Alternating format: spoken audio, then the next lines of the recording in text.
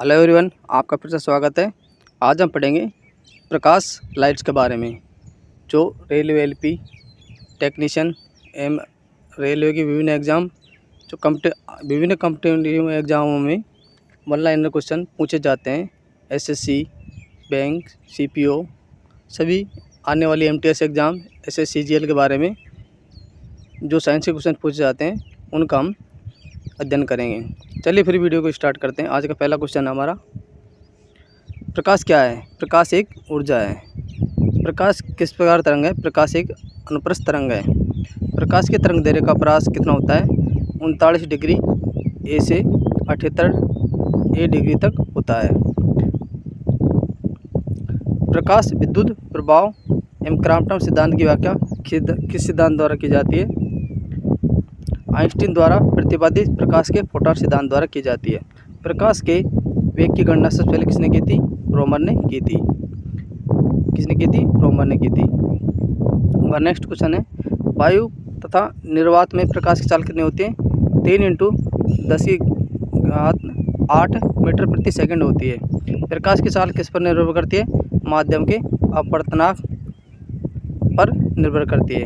माध्यम के अपवर्तनांक, माध्यम में प्रकाश की चाल, निर्वात में प्रकाश की चाल, सी के बीच क्या संबंध है? इसके बीच क्या संबंध है? U बराबर C/μ। प्रकाश को सूर्य से पृथ्वी तक आने में कितना समय लगता है? 499 सेकंड या 8 मिनट 19 सेकंड लगता है। चंद्रमा से परावर्तित प्रकाश को पृथ्वी तक आने में कितना समय लगता है? 1.28 सेकंड लगता है। जो वस्तुएं स्वयं प्रकाश उत्पन्न नहीं करती वो क्या कहलाती है? प्रदीप्त वस्तुएं कहलाती है। क्या कहलाती है? प्रदीप्त वस्तुएं कहलाती है। जो वस्तुएं स्वयं प्रकाश उत्पन्न नहीं करती बल्कि दूसरों का प्रकाश में दिखाई देती है उन्हें क्या कहते हैं? अप्रदीप्त वस्तुएं कहते हैं। वे वस्तुएं जिनसे होकर प्रकाश की किरणें निकल जाती है वे क्या कहलाती हैं? पारदर्शक वस्तुएं कहलाती है। क्या कहलाती है? पारदर्शक वस्तुएं कहलाती हैं। कुछ वस्तुएं ऐसी होती हैं जिन पर प्रकाश की किरणें पड़ने से उनका कुछ भाग तो अवशोषित हो जाता है, कुछ भाग बाहर निकल जाता है। ऐसी वस्तुओं क्या कहते हैं? पारदर्शक वस्तुएं कहते हैं। क्या कहते हैं? अर्धपारदर्शक वस्तुएं कहते हैं। क्या कहते हैं? पारदर्शक वस्तुएं कहते हैं। वे वस्तुएं जिनसे होकर प्रकाश की किरणें बाहर नहीं निकल पाती क्या कहलाती है? अपारदर्शक वस्तुएं कहलाती है। प्रकाश के अवरोध के किनारे पर थोड़ा मुड़कर उसकी छाया में प्रवेश करने की घटना को क्या कहते हैं? प्रकाश का विवर्तन कहते हैं। क्या कहते हैं? प्रकाश का विवर्तन कहते हैं। जब प्रकाश किसी ऐसे माध्यम से गुजरता है जिसमें धूल, अन्य पदार्थ के अत्यंत सूक्ष्म कण होते हैं तो इनके द्वारा प्रकाश सभी दिशाओं में प्रसारित हो जाता है। इस घटना को क्या कहा जाता है? प्रकाश का प्रकीर्णन कहा जाता है। आकाश का रंग नीला किसके कारण प्रतीत होता है? प्रकाश के प्रकीर्णन के कारण नीला प्रतीत होता है। किस रंग के प्रकाश का प्रकीर्णन सबसे अधिक होता है? बैंगनी रंग का प्रकीर्णन सबसे अधिक होता है। किस रंग के प्रकाश का प्रकीर्णन सबसे कम होता है? लाल का सबसे कम होता है। तरंग दैर्घ्य की बात होती है तो लाल रंग का तरंग दैर्घ्य सबसे अधिक होता है, जबकि बैंगनी रंग का तरंग दैर्घ्य सबसे कम होता है। प्रकाश की चिकनी पृष्ठ से टकराकर वापस लौटने की घटना को क्या कहते हैं? प्रकाश का परावर्तन कहते हैं। आपतन कोण का मान किस कोण के बराबर होता है? परावर्तन कोण के बराबर होता है। समतल दर्पण से बना प्रतिबिंब कैसा होता है? आभासी होता है। जलती मोमबत्ती किस प्रकार की वस्तु है? प्रदीप्त वस्तुएं हैं। कौन सी वस्तुएं? प्रदीप्त वस्तुएं हैं। दो दर्पणों के बीच थीटा कोण हो तो उनके द्वारा बने प्रतिबिंबों की संख्या कितनी होगी? प्रतिबिंबों की संख्या बराबर 360/θ-1 होगी। दो दर्पण 60 डिग्री के कोण पर झुके हुए हैं तो दो प्रतिबिंबों की संख्या कितनी होगी? 5 होगी। किसी व्यक्ति को अपना पूरा प्रतिबिंब देखने के लिए कितने लंबे दर्पण की आवश्यकता होती है? अपनी लंबाई का आधा या 1/2 होना चाहिए।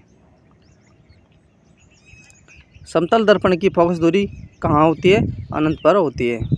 कोई मनुष्य समतल दर्पण की ओर v वेग से आ रहा है तो उसे अपना प्रतिबिंब किस वेग से आता हुआ दिखाई देगा? 2v वेग से आता हुआ दिखाई देगा। यदि समतल दर्पण को थीटा कोण से घुमा दिया जाता है तो परावर्तित किरण कितने डिग्री कोण से यदि समतल दर्पण को थीटा कोण से घुमा दिया जाता है तो परावर्तित किरण कितने डिग्री कोण पर घूम जाएगी?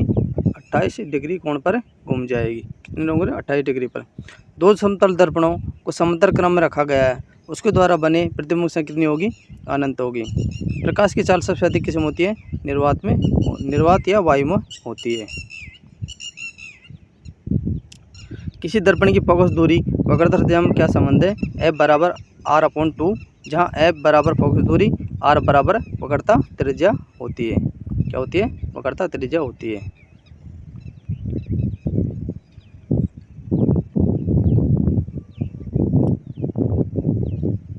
हमारा नेक्स्ट क्वेश्चन है, किसी दर्पण की वक्रता त्रिज्या 20 सेंटीमीटर है तो उसकी फोकस दूरी क्या होगी? 10 सेंटीमीटर होगी। क्या होगी? 10 सेंटीमीटर होगी। क्या होगी? 10 सेंटीमीटर होगी।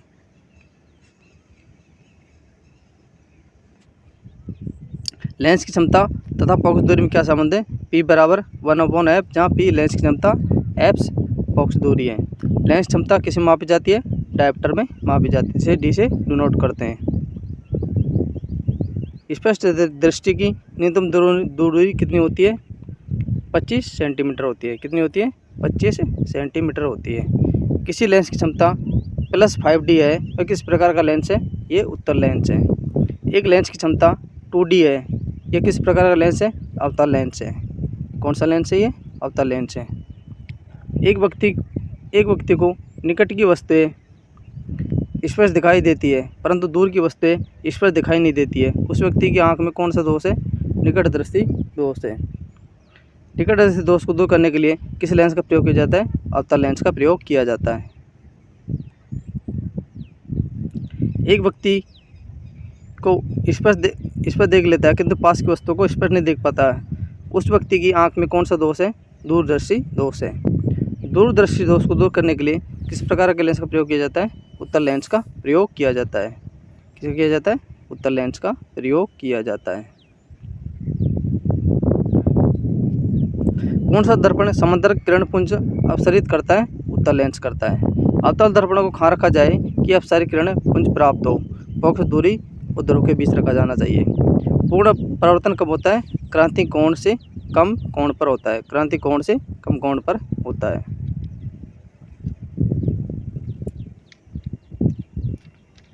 कोई व्यक्ति अपने से बड़ा प्रतिबिंब किस दर्पण में देख सकता है? अवतल दर्पण में देख सकता है। कार व बसों के पीछे का दृश्य देखने के लिए किस दर्पण का प्रयोग किया जाता है? उत्तल दर्पण का प्रयोग किया जाता है। सड़कों पर लगे लैंपों में किस दर्पण का प्रयोग किया जाता है? उत्तल लेंस का प्रयोग किया जाता है। शेविंग करने के लिए किस प्रकार के दर्पण का प्रयोग किया जाता है? अवतल दर्पण का प्रयोग किया जाता है। नाक, कान, गले की जांच करने के लिए डॉक्टर किस दर्पण के लगे यंत्र का प्रयोग करता है? अवतल दर्पण का प्रयोग करता है। किसे करता है? अवतल दर्पण का ये प्रयोग करता है।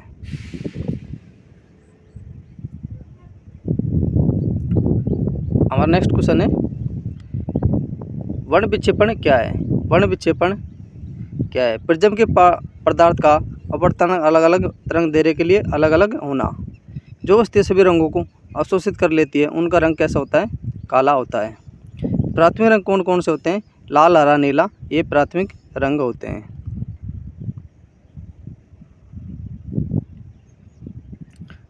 जो वस्तुएं सभी रंगों में प्राप्त कर देती है उसका रंग कैसा होता है? श्वेत होता है। लाल नीले रंग को मिलाने पर कौन सा रंग प्राप्त होता है? मैजेंटा बैंगनी रंग प्राप्त होता है। बरक तरबूज के शीर्ष पर कौन सा रंग दिखाई देता है? लाल दिखाई देता है। कौन सा रंग दिखाई देता है? लाल रंग दिखाई देता है। विचलन कोण किस पर निर्भर करता है? प्रिज्म कोण के अपवर्तनांक पर। इंद्रधनुष में कौन सा रंग दिखाई नहीं देता है? काला रंग दिखाई नहीं देता है।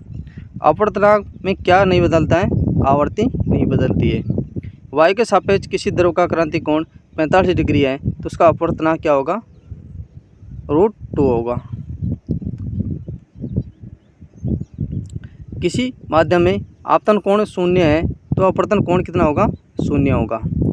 घड़ी साथ छोटे छोटे पुर्जों को देखने के लिए किस लेंस का प्रयोग करते हैं? उत्तल लेंस का प्रयोग करते हैं। फोटोग्राफी कैमरा या प्रकाशिक यंत्रों में किस लेंस का प्रयोग किया जाता है? उत्तल लेंस का प्रयोग किया जाता है।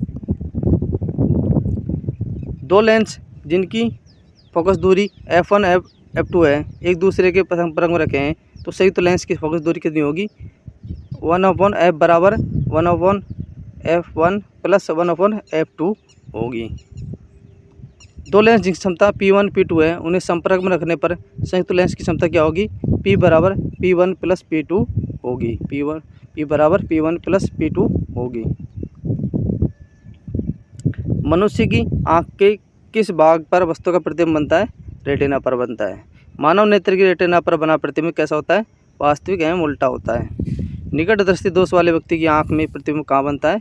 रेटिना से पहले बनता है। कहाँ पर बनता है? रेटिना से पहले बनता है।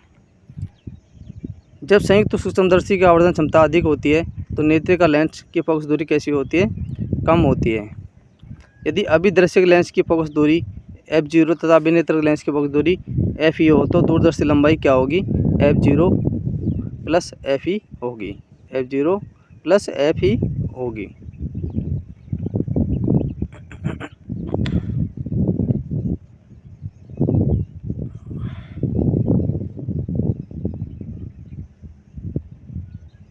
हमारा नेक्स्ट क्वेश्चन है, रेगिस्तान में मरीचिका का बनना क्या है कहलाता है?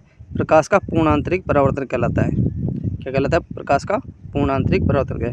कार की हेडलाइट में किस दर्पण का प्रयोग किया जाता है? परवलयाकार अवतल लेंस का प्रयोग किया जाता है।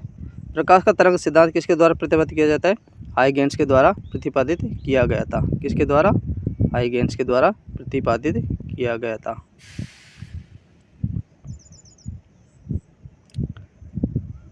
प्रकाश एक प्रकार की विद्युत चुंबकीय तरंग है, किसने कहा था? मैक्सवेल ने कहा था। सर्वप्रथम किसने बताया कि प्रकाश तरंग का विवर्तन? ग्रेमाल्डी ने किया था। प्रकाश से विद्युत प्रवाह प्रतिपादक कौन थे? आइंस्टीन थे। कौन थे? आइंस्टीन थे। प्रकाश की प्रकृति कैसी होती है? तरंग कण दोनों के समान होती है। किस गुणधर्म के कारण ही पानी से भरे बर्तन में डुबोई गई सुई चढ़ी मुड़ी प्रतीत होती है? आवर्तन के कारण होती है। धूप के चश्मे की क्षमता कितनी होती है? 0 डायोप्टर होती है। लाल कांच को अधिक ताप तक गर्म करने पर कौन सा दिखाई देता है? वो हरा दिखाई देता है। कैसा दिखाई देता है? हरा दिखाई देता है। आइरिस पुतली का क्या कार्य है? आंख पर जाने वाले प्रकाश की मात्रा को नियंत्रित करना। दूरबीन का आविष्कार किसने किया था? गैलीलियो ने किया था। किस सिद्धांत पर ऑप्टिकल फाइबर काम करता है? पूर्ण आंतरिक परावर्तन पर कार्य करता है। प्रकाश की गति किसके अंदर न्यूनतम हो जाती है? कांच के अंदर न्यूनतम हो जाती है। किसी तारे के रंग से किसी के बारे में पता चलता है? उस तारे के ताप के बारे में। आइंस्टीन के समीकरण E बराबर mc² में c क्या है? प्रकाश का वेग है।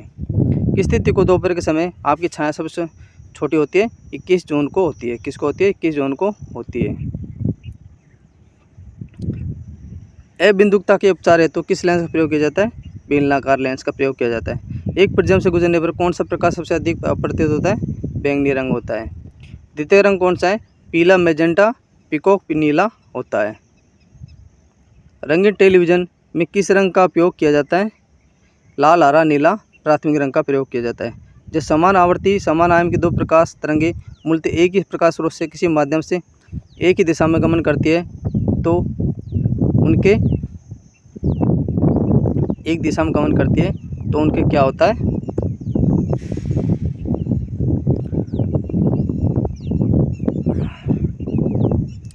अध्यारोपण के फलस्वरूप प्रकाश की तीव्रता परिवर्तित हो जाता है। इस घटना को क्या कहते हैं? प्रकाश का व्यतिकरण कहते हैं। प्रकाश तरंगों के व्यतिकरण सिद्धांत किसकी पुष्टि करता है? प्रकाश की तरंग प्रकृति की पुष्टि करता है। सर्वप्रथम 1802 में किसने प्रकाश की व्यतिकरण को प्रयोगात्मक रूप से दर्शाया था? थॉमस यंग ने दर्शाया था। व्यतिकरण कितने प्रकार का होता है? 2, संपोषी व्यतिकरण, विनाशी व्यतिकरण।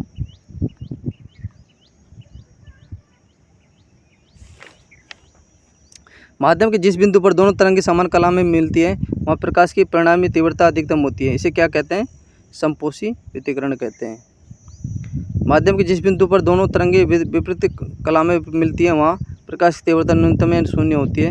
इस प्रकार के व्यतिकरण को क्या कहते हैं? विनाशी व्यतिकरण कहते हैं।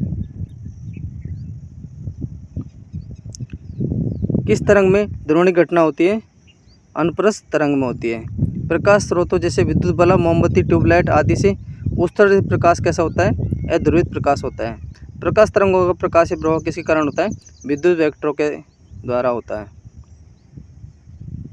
सरल सूक्ष्मदर्शी आवर्धन क्षमता क्या है? m बराबर 1 प्लस d अपॉन f, जहाँ d बराबर 25 सेंटीमीटर, f बराबर लेंस की फोकस दूरी। अपदर्शक लेंस का द्वारक मुख्य व्यास अभिनेत्र लेंस की अपेक्षा कैसा है? छोटा होता है।